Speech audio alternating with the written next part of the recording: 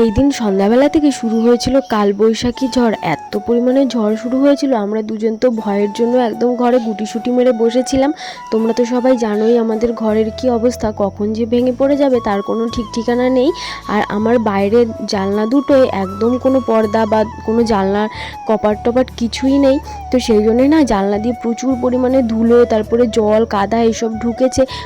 আর আমি যেহেতু বারান্দায় রান্নাবান্না করি, সেই জন্যে না বারান্দার যে বাসন কোসনগুলো ছিল সমস্ত কিছু তো ওই রকম ধুলো কাদা লেগেছে।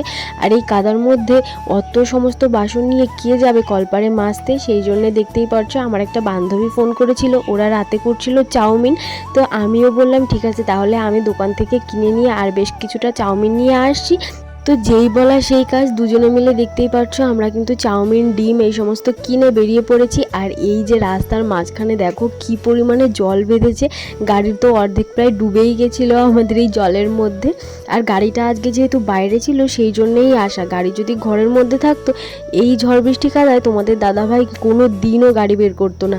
না খেয়ে মরে গেলেও গাড়ি বের করে ও কোনো দিনই আসতো না, কারণ আমাদের এই গাড়ি যখন বের করা হয় মানে কি বলবো, মনে হয় 1 কুইন্টাল কাদা সেই গাড়ির চাকায় মানে লেগেই থাকে। তো সেই জন্যে গাড়িটা যেহেতু বাইরে বের করা ছিল সেই জন্যই চলে এসেছি আমরা, দেখতেই পারছো।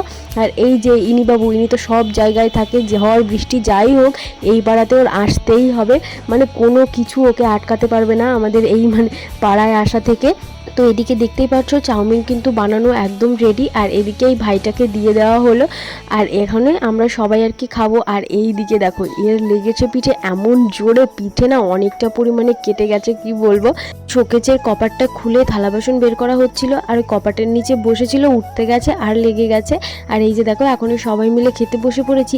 এই চাউমিনটায় না এতগুলো চাউমিনে মাত্র 4টে ডিম দেওয়া হয়েছে, মানে যেমনই হোক তবু ওই সবাই মিলে আনন্দ করে খাচ্ছি না, ওই জন্যই বেশ ভালো লেগেছিল।